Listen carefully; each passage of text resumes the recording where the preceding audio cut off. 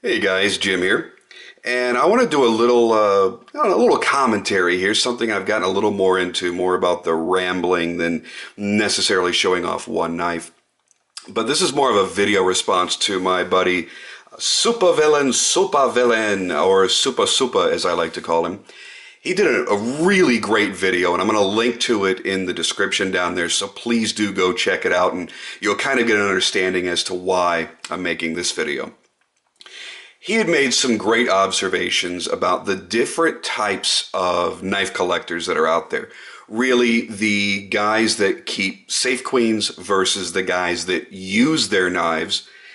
And then the guys that kind of, how do I put it? One of the things that he touched on was some of the guys that'll make a video when they've got a knife and they're all excited about it and they're talking about how they're cutting cardboard down with it every day for the past week, and they just skinned a goat and they used it to make a skin mask to wear on Halloween, and just whatever.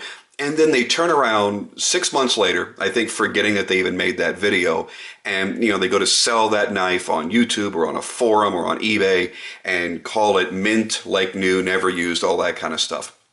And we've seen a couple guys do that. I'm not really going to touch much on that because he did such a great job, and I'm not really here to admonish anybody. I just kind of want to, kind of categorize the types of collectors that we have and see if any of you fall into these categories or if you're kind of in a gray area in between. And that's kind of what I think I am. You've heard me state this countless times on countless videos that I don't own any safe queens. Everything that I own, I carry, I use to whatever extent.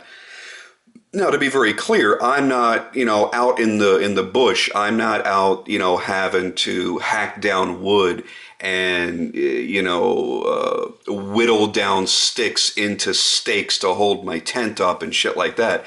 I'm that city dude. I have, normal, everyday city or suburban EDC needs that don't necessarily represent what somebody that may live, I don't know, out in the wilderness, out in the Ozarks, what they're going to be using their knife for. So there is a distinct difference. When I use my knives, I'm not using it to kill a wild boar so I can eat that night. I'm using it for more normal everyday tasks. I'm carrying it with me every single day. My primary use will always be as a secondary defense weapon, a backup defense weapon. So everything that I carry has some sort of tactical purpose. And then beyond that, the everyday needs that I have, cutting down boxes, tearing shit down like that, cutting straps off of, if I get a box that has those, a plastic type of straps, cutting that, just normal everyday shit.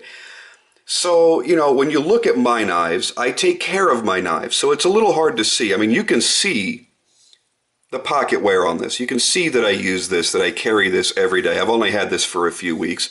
But yeah, I mean, I carry this knife. It is an everyday knife for me. You'll see marks on the blade. Now, I take really good care of my stuff, as I mentioned. I mean, I go through a weekly or bi-weekly routine where, I'll wipe down all my blades with a tough cloth to eliminate any issues with any rusting on anything like, my D2 blades or anything like that. I really pretty much hit them all. And during that process, I'll lubricate everything. I'll oil down the blade a little bit. And, if I can get some minor wear marks off the blade, I'm going to do it. Because you know what? I've got a lot of money sitting here. I've got a lot of money invested in these individual pieces. I'm not going to go out and just destroy them just to prove, oh, I use my knife. I do use my knife, but I also take care of it. It's like somebody, I don't know, you buy a Ferrari. You're not going to go, mudding with it. You're not going to do burnouts in the parking lot till you burn it down and explode the tire and get down to the rim. You're going to have fun with it. You're going to experience the performance, and you're going to enjoy it for what it is, but you're not going to abuse it. On the other hand, you're going to have those guys that really do keep that car as a trailer queen. It's going to stay in a garage, and if they take it to a show or something, they throw it on a trailer. And I think that's the same type that we have in collectors.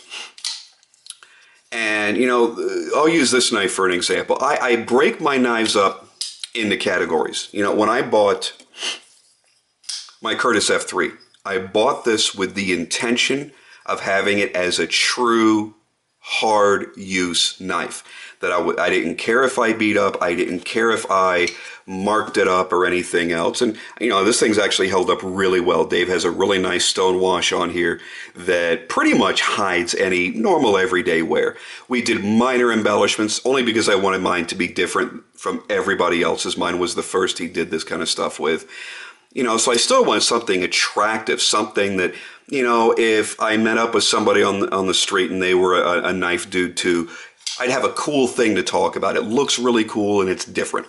But this is really made to use. That's why I had this knife built. That's why I bought this knife.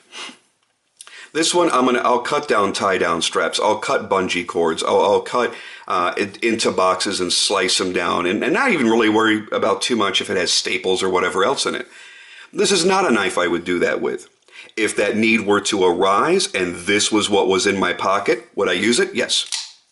I just wouldn't seek out the opportunity to do stupid things with it.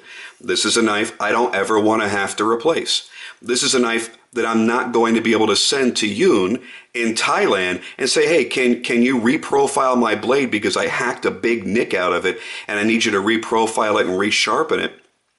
That would be a huge monumental pain in the ass. I'm not going to do things that's going to necessarily purposefully damage the finish on this. Again, because of how difficult it is to get Yoon to do any work because he is so backlogged. So this knife is saved more for occasional carry. I don't carry it every day like I was in the beginning. I still carry it. As a matter of fact, I carried it today. I took it to work and I cut a few things. I love this knife very, very dearly. This is one that will probably be in my collection forever. And I love, by the way, it's broken in now. You know how I used to complain that it didn't flip? Yeah, it broke in a little bit and I re-lubricated the pivot quite a bit. And boom, she flips open nicely. So this is one that is relegated to occasional carry, occasional use, but one that I will never actually do anything intentional to abuse it. Does that mean I'm not a real knife guy? Does that mean I'm not a real collector? Because, you know, I'm not a real knife guy because I don't use that to slice down everything in my path. Or I'm not a real collector because I choose to use a collectible knife. I think I kind of fall in between.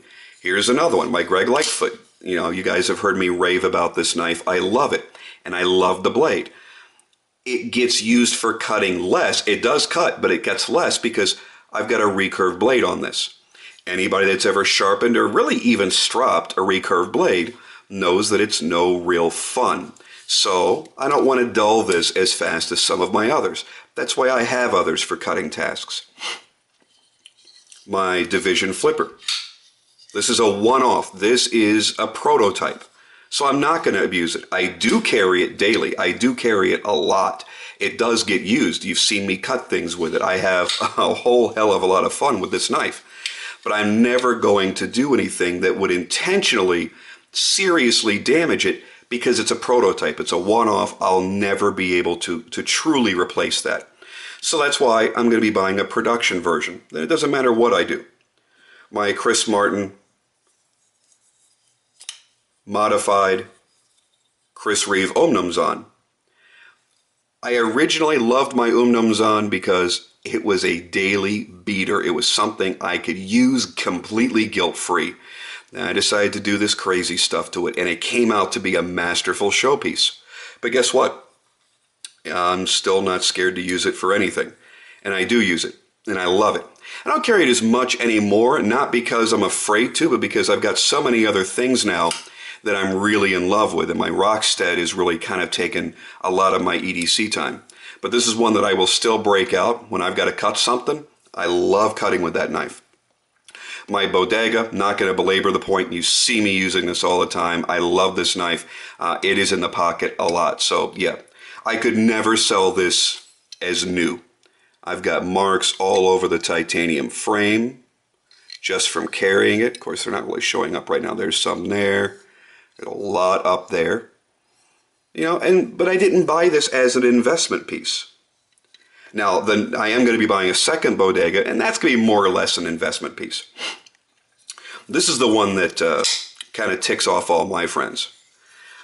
You know, this is, you know, the Direware Solo V2.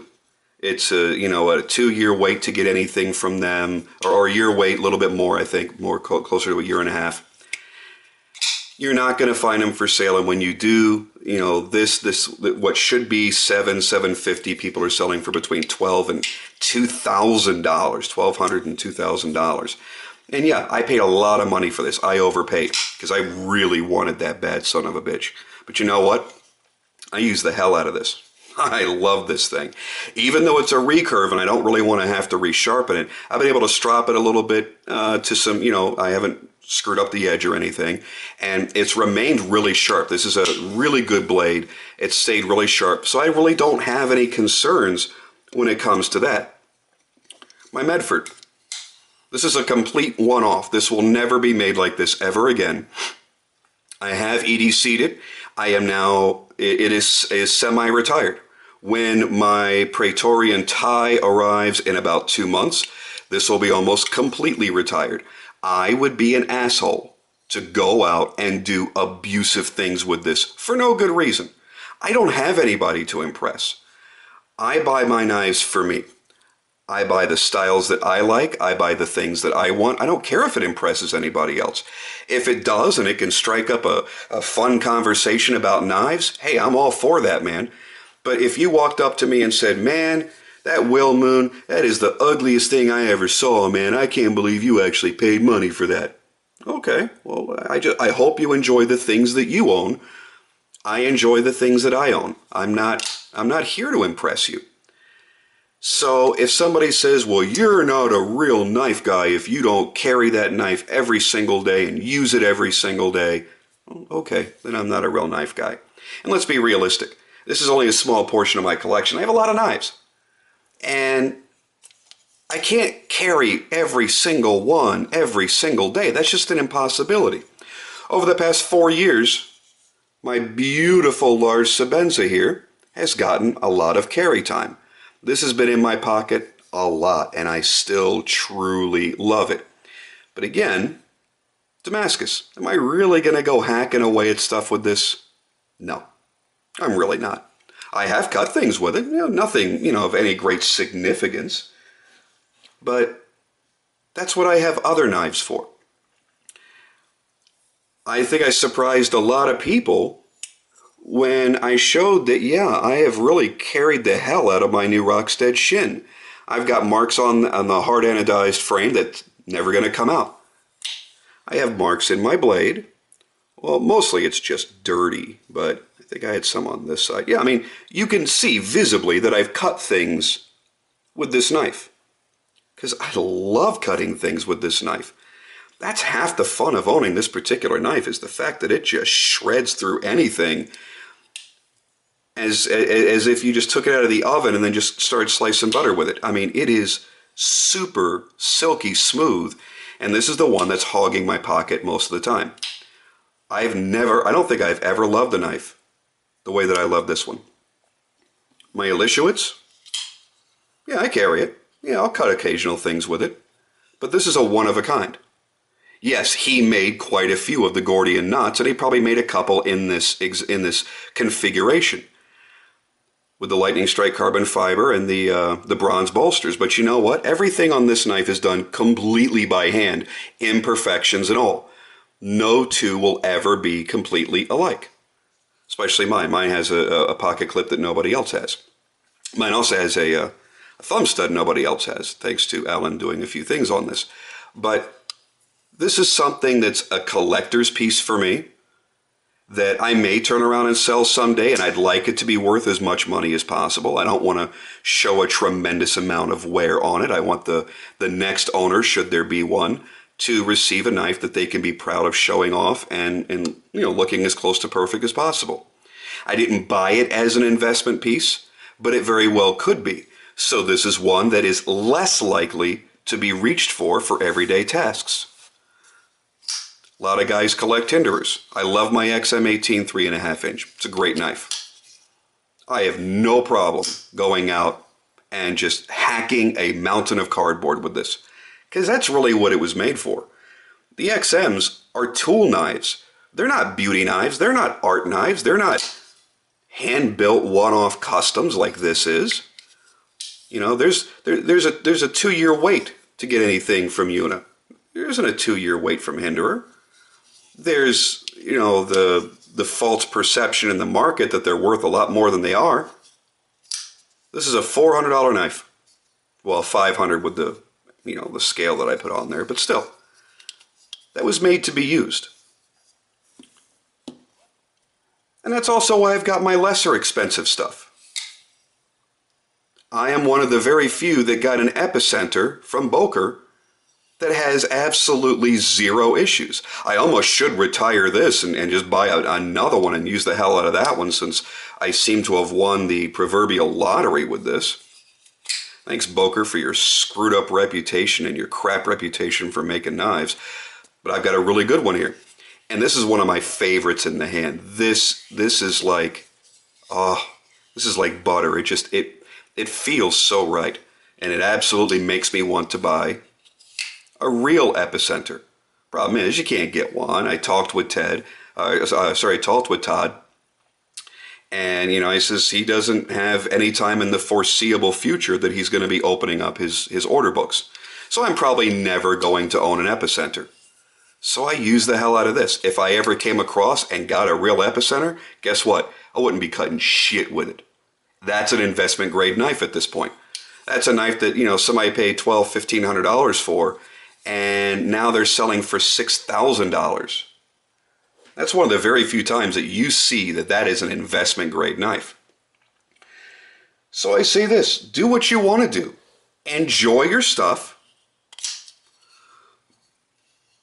the way that it pleases you. But don't be pretentious about it in either direction. Don't be pretentious about, well, I've got knives that I won't bother to touch or take out of the safe. Dude, it's a knife. Enjoy it. Have some fun with it. Fondle it every now and then. Play with it. Tickle it if you have to.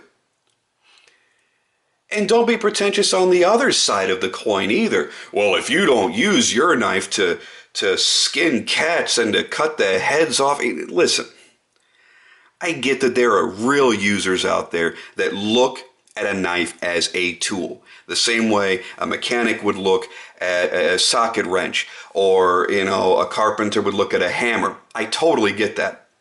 And that's why we all have knives like this $30 Tenacious. I don't care what I use this for. I mean, this is too thin and too lightweight of a knife to be batoning with, but I would.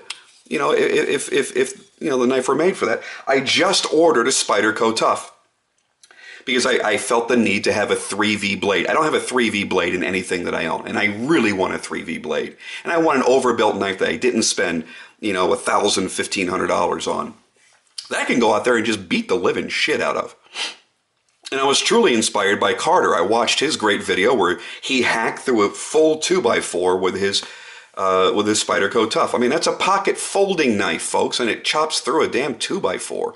Pretty damn impressive. So I had to get one. That one I'm going to use and abuse, and I don't care if it gets ugly and beat up and banged around. I have knives that I do that with, and I have knives that I don't do that with. But there is not a single knife in my current collection that has not been carried or has not cut something. No matter what the consequence, whether it was a small piece of paper to show somebody how sharp it was, or broke down boxes, or cut straps, or did something like that. But I don't abuse any of my knives. I have two knives that I seriously abuse. This old cold steel, what was this called? The Vaquero? Was it? Oh, the Voyager, sorry. I've had this knife for about 15 years. And I got crap on the... I don't bother to clean this one or really do anything because, well, this is one of those knives that needs no upkeep. Sharpen it every now and then. That's really about it. That's one that I abuse. If I went out camping, like, ain't no way in hell you're going to get me out camping, but if I were to go camping, this is the knife I would use. So I have knives for certain purposes. So that's where I fall into this whole thing. Thanks, Suppa, for making a great video and talking to you that night and talking about maybe doing a response to it. I'm glad I finally got a chance to get around to do it. I'd love to hear from you guys. Which side of the fence are you on? Are you purely a collector that doesn't do anything with them? You just like to have beauties to look at? Are you using them? Are you mildly or heavily using them? What side of the coin do you fall on? Or are you really in that big gray area that I kind of fit into. Love to hear from you. Do me a favor, like the video. I'm trying to spread the word about my channel. And, so whenever you like the video, more of your people that are subscribed to you get a chance to see it. And maybe I can bring in some more subscribers and we can all have more fun with a larger group. Thanks again, everybody. Leave some comments down below and I'll get back to you as soon as I can. Thanks.